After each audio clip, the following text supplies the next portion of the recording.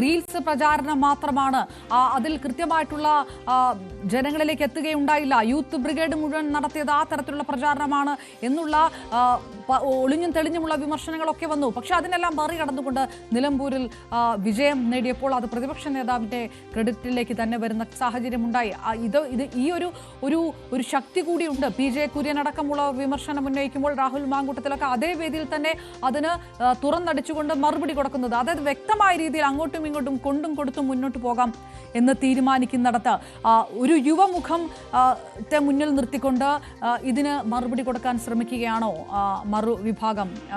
അത് യൂത്ത് ബ്രിഗേഡിന്റെ തന്നെ ലക്ഷ്യമിട്ടുകൊണ്ട് അല്ലെങ്കിൽ VD സതീശനെ ലക്ഷ്യമിട്ടുകൊണ്ട് ഏത് തരത്തിലാണ് ഈ ചേരി മാറിയിരിക്കുന്നത്? പഴയ AI ഗ്രൂപ്പ് എന്നുള്ളതിനപ്പുറത്തേക്കുള്ള ഒരു വിശാല ഗ്രൂപ്പുകൾ, ഒരു ഇക്വേഷൻ, അത് ഏത് തരത്തിലേക്ക് മാറിയിരിക്കുന്നു?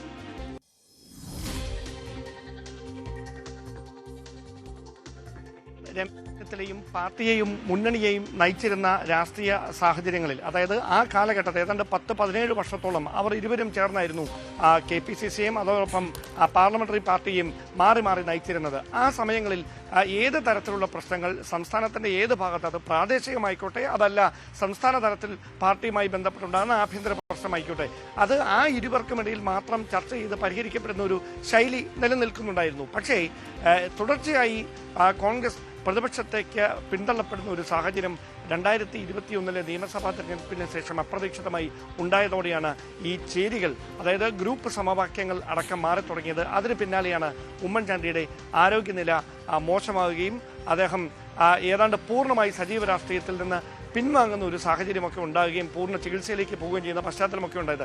അതോടെയാണ് A ഗ്രൂപ്പ് ഒരു നാഥനില്ല കളരിയായി പൂർണ്ണമായി മാറിയത്. അതായത് KC വേണുഗോപാൽ AICCയുടെ സംഘടനാകാര്യ ജനറൽ സെക്രട്ടറി ആയതിനു ശേഷം സംസ്ഥാനത്തെ പല ഗ്രൂപ്പ് നേതാക്കളും കൂറുമാറിക്കൊണ്ട് KC പക്ഷത്തേക്ക് ചായുന്ന ഒരു കാഴ്ച അത് പ്രകടമായിരുന്നു. ഉമ്മൻചാണ്ടി സജീവ രാഷ്ട്രീയത്തിൽ നിന്ന് മാറി ചികിത്സയുടെ ഭാഗമായി പൂർണ്ണമായി ബാംഗ്ലൂരിലേക്ക് അദ്ദേഹത്തിന്റെ താമസം തന്നെ മാറ്റിയതോടെ A ഗ്രൂപ്പ് അക്ഷരാർത്ഥത്തിൽ നാഥനില്ല കളരിയായി മാറുകയായിരുന്നു. അതിനുശേഷം ഉമ്മൻചാണ്ടിയുടെ സംസ്കാര സമയത്തുണ്ടായ വലിയ തരത്തിലുള്ള, അതായത് സമാനതകളില്ലാത്ത ഒരു ജനത്തിരക്ക് അല്ലെങ്കിൽ ജനബാഹുല്യം, അത് A ഗ്രൂപ്പിനെ വീണ്ടും സജീവമാക്കണമെന്ന ചർച്ചകളിലേക്കൊക്കെ PC വിഷ്ണുനാഥും ബെന്നി ബെഹനാനും ഒക്കെ ഉൾപ്പെടെയുള്ള നേതാക്കളെ എത്തിച്ചെങ്കിലും ചാണ്ടി ഉമ്മൻ ആ ഒരു ഘട്ടത്തിൽ അതിനോട്, അതായത് അത്തരത്തിൽ ഗ്രൂപ്പ് വീണ്ടും സജീവമാക്കുന്നതിനോട് ആ ഒരു ഘട്ടത്തിൽ അദ്ദേഹം താല്പര്യപ്പെട്ടിരുന്നില്ല. പക്ഷേ പിന്നീട് പാലക്കാട് ഉപതെരഞ്ഞെടുപ്പോടെയാണ് സംസ്ഥാന കോൺഗ്രസിലെ സാഹചര്യങ്ങൾ, ഗ്രൂപ്പ് സമവാക്യങ്ങൾ വീണ്ടും മാറി മറിയുന്ന ഒരു സാഹചര്യം ഉണ്ടാകുന്നത്. അതായത് ഈ രാഹുൽ മാങ്കൂട്ടത്തിനെ യൂത്ത് കോൺഗ്രസിന്റെ സംസ്ഥാന അധ്യക്ഷ സ്ഥാനത്തേക്ക് മത്സരിപ്പിക്കാനുള്ള നീക്കത്തിൽ തുടങ്ങി ചാണ്ടി ഉമ്മൻ അതൃപ്തി പ്രകടമാക്കി തുടങ്ങിയതാണ്. പിന്നീട് പാലക്കാട് ഉപതെരഞ്ഞെടുപ്പ് സമയത്ത് അദ്ദേഹത്തെ അവിടേക്ക് അതായത് പ്രചാരണത്തിനായി ക്ഷണിക്കാത്തല്ല, പ്രത്യേകിച്ച് ചുമതലകളൊന്നും നൽകാത്ത സാഹചര്യം ഉണ്ടാകാത്തതോടെ ഈ തെരഞ്ഞെടുപ്പ് ഫലമൊക്കെ വന്നതിന് ശേഷം ചാണ്ടി ഉമ്മൻ പരസ്യമായി പ്രതികരണവുമായി രംഗത്തെത്തി.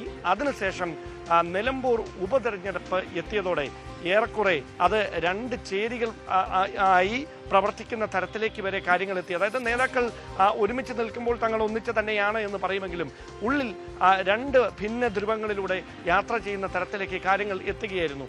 അവിടെയാണ് ഈ റീൽസ് വിവാദം വലിയ തരത്തിൽ ചർച്ചകൾക്ക് വഴിവെച്ചത്. അവിടെയാണ് VD സതീശൻ, ഷാഫി പറമ്പിൽ, രാഹുൽ മാങ്കൂട്ടത്തിൽ ത്രയങ്ങൾക്കെതിരെ കോൺഗ്രസിലെ അസംതൃപ്തരായ മുതിർന്ന നേതാക്കൾ ഉൾപ്പെടെയുള്ള ഒരു വലിയ വിഭാഗം പരസ്യമായി തന്നെ രംഗത്തെത്തുന്ന ഒരു സാഹചര്യമുണ്ടായത്. അത് KPCCയുടെ രാഷ്ട്രീയകാര്യ സമിതി യോഗങ്ങളിലൊക്കെ വലിയ തരത്തിൽ വിമർശനങ്ങൾക്ക് വഴിവെച്ചെങ്കിലും അത് പുറത്തേക്ക് ആ ചർച്ചകൾ അങ്ങനെ വ്യാപിച്ചിരുന്നില്ല. പക്ഷേ ഈ റീൽസ് വിവാദവുമായി ബന്ധപ്പെട്ട് പിന്നീട് പല നേതാക്കളും നടത്തിയ പ്രതികരണങ്ങളാണ് ഇപ്പോൾ ഇത്തരമൊരു രാഷ്ട്രീയ സാഹചര്യത്തിലേക്ക് കോൺഗ്രസിനെ എത്തിച്ചിരിക്കുന്നത്. അവിടെ A ഗ്രൂപ്പിനെ ശക്തി പ്രാപിപ്പിക്കാനുള്ള നീക്കമാണ് നടത്തുന്നതെന്ന് ഒരു വിഭാഗം പറയുന്നുണ്ടെങ്കിലും നമുക്ക് ലഭിക്കുന്ന സൂചനകൾ അങ്ങനെയല്ല. ഒരു വിശാല സഖ്യം രൂപപ്പെടുന്നു ഈ ത്രയങ്ങൾക്കെതിരെ.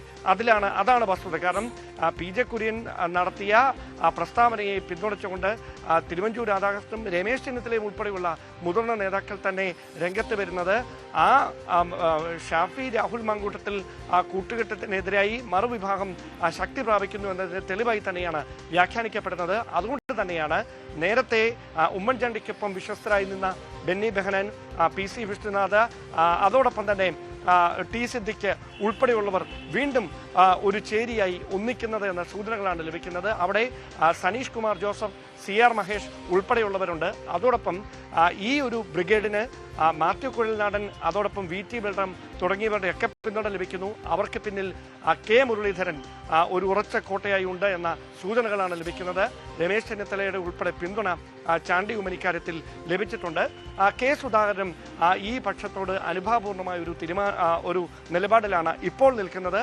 അങ്ങനെയാണെങ്കിൽ ഈ തെരഞ്ഞെടുപ്പിന് വേണ്ടി പാർട്ടി സജ്ജമാകുന്ന ഒരു ഘട്ടത്തിൽ ഈ സ്ഥാനാർത്ഥി നിർണയത്തിലടക്കം സാധാരണയായി കോൺഗ്രസിൽ ഗ്രൂപ്പ് വീതം വെക്കലുകൾ പതിവാണ്. പക്ഷേ അങ്ങനെ ഒരു സാഹചര്യം ഇത്തവണ ഉണ്ടാകില്ല എന്ന് ഹൈക്കമാൻഡ് തന്നെ, അതായത് ജയസാധ്യതയ്ക്ക് മാത്രമാണ് പരിഗണന, അതിനപ്പുറത്തേക്ക് ഗ്രൂപ്പ് വീതം വെക്കലൊന്നും നടക്കില്ല എന്ന കൃത്യമായ നിലപാട് ഹൈക്കമാൻഡ് തന്നെ നേതാക്കളെ, ഗ്രൂപ്പിന്റെ ഭാരവാഹികളെ, നേതൃത്വത്തേക്ക് അറിയിച്ചിട്ടുണ്ട്. പക്ഷേ അതിനപ്പുറത്തേക്ക് കാര്യങ്ങൾ കൈവിട്ട് പോകുമോ എന്നൊരു ആശങ്ക മുതിർന്ന നേതാക്കൾക്കിടയിൽ ഇങ്ങനെ അലയടിച്ച് തുടങ്ങിയതാണ് ചാണ്ടി ഉമ്മനെ മുന്നിൽ നിർത്തിക്കൊണ്ടുള്ള ഇങ്ങനെ ഒരു നീക്കത്തിലേക്ക് വഴിവെച്ചെന്ന് വേണം പറയാൻ. ഞാൻ തിരികെ എത്താം ഡാൻ. ഹൈക്കമാൻഡ് ഏത് തരത്തിലാണ് കണക്കാക്കുന്നത് എന്നുള്ള കൂടി ഒരു ചോദ്യമാണ്. ഞാൻ തിരികെ എത്താം. രാഷ്ട്രീയ നിരീക്ഷകൻ ശ്രീ ജോർജ് പൊടിപ്പാറ നമുക്ക് വെച്ചിരുന്നു. ശ്രീ ജോർജ് പൊടിപ്പാറ, ഈ ഒരു വിശാല സഖ്യം ഇപ്പുറത്ത്, അത് ഗ്രൂപ്പ് എന്ന് പറയാൻ കഴിയിലും, അത് ഉമ്മൻചാണ്ടി അനുകൂലികൾ അതിനകത്തുണ്ട്, യൂത്ത് മുഖങ്ങളായിട്ടുള്ളവരും അതിനകത്തുണ്ട്. അതിനകത്ത് PC വിഷ്ണുനാഥ്, VT ബൽറാം അടക്കമുള്ളവരുടെ പേരുകളെല്ലാം പറഞ്ഞു കേൾക്കുന്നു. അപ്പുറത്തൊരു ത്രയമാണ് പ്രതിപക്ഷ നേതാവ് തന്നെ, അദ്ദേഹത്തിന്റെ കൂടെ നിൽക്കുന്ന ഷാഫി പറമ്പിൽ, രാഹുൽ മാങ്കൂട്ടത്തിൽ മറ്റൊരു വശത്തായി നിൽക്കുന്നു. ഇതിൽ മറുഭാഗം ഉയർത്തിപ്പിടിക്കുന്നത് ചാണ്ടി ഉമ്മനെയാണ് എന്നുള്ളതിന്റെ ചില തെളിവുകളായിട്ട് പുറത്തു വരുന്നത്